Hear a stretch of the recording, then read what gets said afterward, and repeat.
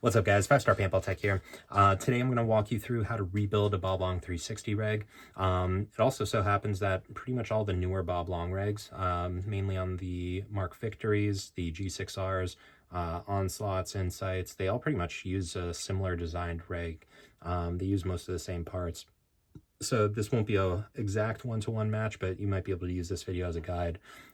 This video is really meant to show you how to use the or rebuild your regulator using the 360 reg rebuild kits that I sell on 5starpbtech.com. This is a full O-ring rebuild kit that'll basically replace all the O-rings that that this thing uses. So it's a good kit and helps to refresh it and just keep it working consistently. So quick overview on the tools that we'll need to do all this. You're going to need a 1/8 Allen key that comes in pretty much every kit. We'll use needle nose pliers to yank out the piston. And then the last thing that we're going to do is we're going to set the pressure using the pressure kit that I sell on my website. You're going to retail for about $50. Really high quality just pressure tester. Uses a really nice liquid filled gauge, really accurate. The on-off body itself has an on-off, so this not only works on high pressure regulators, it also works on low pressure setup tank regulators here, and we'll be able to tell you if you have any tank reg creep, which is more common than you think. And then the last feature that it has is a pressure bleed valve, which is what you'll be able to use to kind of test the recharge of your regulator. It won't show the actual speed of it, but when we're setting it, it's important to bleed it just to make sure that it's set to the true pressure that you originally set it to. So with that said, let's get into it. The regulator comes into two pieces. You have a top half and a bottom half. So we're just going to separate the two parts. It literally just unscrews down the middle. And the top half is going to have a few O-rings. The first thing that we're going to do actually though is, and you'll notice that I am a clean freak on everything that I work on. First thing that we're going to do is just get inside around the Schrader valve with a microfiber and just make sure it's nice and clean in there. We're going to do the same thing on the threads of the regulator body up here, and then also where it screws in. Squeaky clean. There's a few O-rings that we're going to be replacing on here, actually 3. So the first one that we're going to use, and we'll go in order of biggest to smallest. We're going to grab the biggest O-ring out of the kit. It's a 018 Buna 70 durometer O-ring, and that goes on the bottom threads. I'm just going to put that off to the side, roll the new one on. If you use too small of a O-ring on there, it's just going to leak. The next one that we're going to replace is going to be the 015 at the top. Take that off, and then that'll be the second biggest O-ring left in the bag.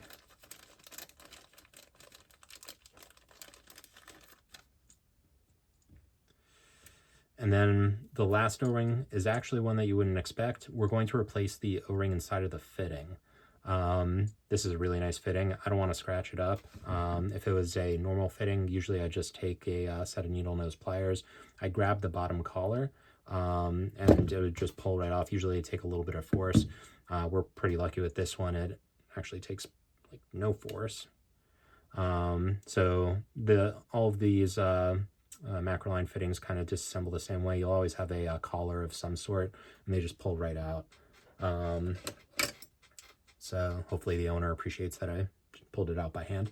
But we're going to replace, and then if you dig in there with a O-ring pick, sorry, the unnamed tool, there's a 010 O-ring inside, which again is your second smallest, or actually, no, I'm sorry, is your smallest O-ring inside the kit. And that just goes right back in. You could use an O-ring pick to push it back down. And pop the collar back in there. Pop the collar. Cool. So your top half is rebuilt. Going into the bottom half, there's a few pieces in here. The first thing that I like to do is just unscrew the velocity adjustment screw so you could see it through a few threads. When we reassemble this is going to ensure that it's set to 0 psi. So that's step 1. Step 2 is going to be taking your needle nose pliers, and you're just going to yank that piston out from the top. And then let's just replace the O-ring on this real quick. First thing I like to do is just clean the entire piston. Some of them come out really dirty, especially on the bottom. And we're going to replace this with the larger O-ring left in the bag. It's a 016 70 durometer O-ring.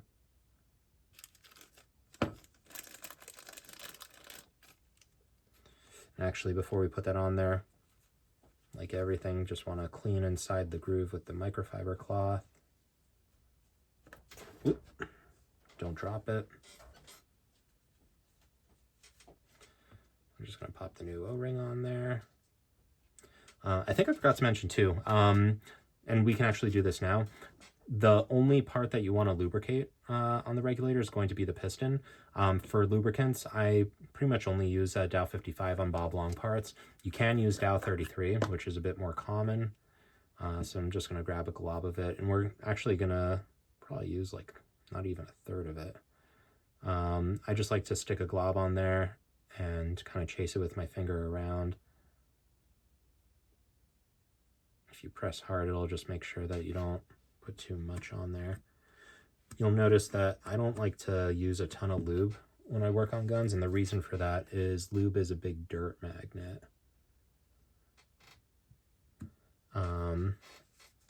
So I'm gonna get a close-up of this.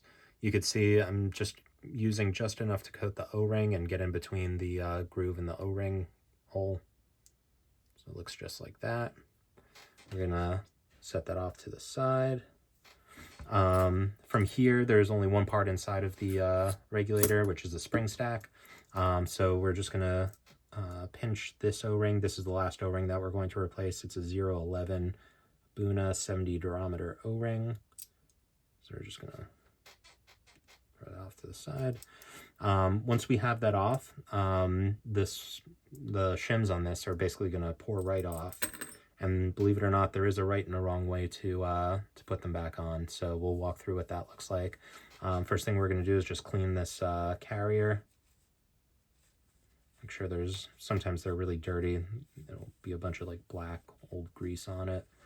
So once it's clean, we're just going to sit it upright. Now we have all these shims. So really all we're doing here is we're just going to clean each one individually. And as they're cleaned, we're going to throw them back on. So again, the right way to rebuild the shim stack, you'll notice that there's a concave side where it kind of, I don't know, points upwards. And then there's the non-concave side, it's basically like a cone. So where the smaller opening is basically the non-concave side. And then the other side is the concave side. So anyways, we're gonna start the spring stack off by putting the first washer concave side down, and then from there they just alternate. So just clean each one. And I've worked on a lot of these. One thing that I see a ton is people like to lubricate the spring stack once it's fully rebuilt. There's really no reason to do that. Again, it just attracts dirt. The spring stack makes no contact with anything. There's no benefit to lubricating it, so I don't really recommend it. Once this is all cleaned up and fully reassembled, I'll show you a close-up of what the spring stack looks like. Goal is to make this impossible to screw anything up. Okay, cool. So once we have all the washers on there, we're just going to take the last O-ring, which again is a 011 70 durometer O-ring. Just pops right back on. We'll get a quick close-up of what this looks like completely rebuilt. So you can see the concave side is facing up, and then they just alternate from there. So sorry, the last thing we're going to do is just run a microfiber cloth through the body of the regulator. Just make sure that everything's squeaky clean. That's how it's going to operate best. Nice and clean. And then the spring stack is just going to drop in. So this side is going to go down. So you can see the O-ring side up. Next goes in the piston, skinny side facing up. So it looks just like that. And then the two halves just screw together, and this thing's rebuilt. What we're going to do next is we're going to set this. So let's clean this area up. I guess first thing what we're going to do is just screw the regulator into the pressure tester. We'll set that off to the side. Like that. I need that. So this will actually double as a video for how to use a pressure tester, or one of mine. Once the pressure tester is screwed into the regulator, I'm going to pull out the marker. Marker, obviously the tank is screwed in and the on-off is set to off. We're just going to connect the macro line, and then from there we can juice this thing up. So we're just going to turn the air on. You'll notice that it's set to 0 psi.